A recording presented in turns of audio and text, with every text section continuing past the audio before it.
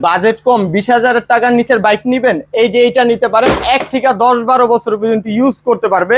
একদম ডাবল চাকা, দেখেন এটা কিন্তু গ্রাম অঞ্চলে চালাইলে খুবই হেভি, 2 চাকায় মোটর হবে।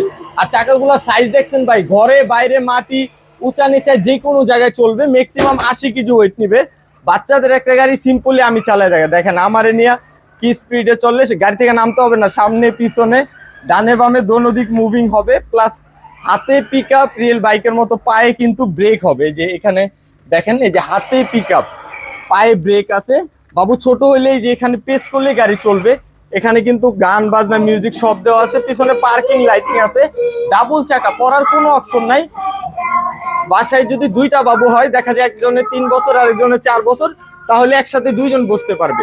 আর এইটা আপনার বাবু 1 থেকে ম্যাক্সিমাম 12 বছর পর্যন্ত অনায়াসে ইউজ করতে পারবে। এটা রেগুলার প্রাইস ছিল ভাই 22,000 টাকা। আজকে ওইটা না, আজকের ভিডিওতে ডিসকাউন্ট দিয়ে মাত্র 17,500 টাকা, সারা বাংলাদেশ সম্পূর্ণ ক্যাশ অন ডেলিভারি।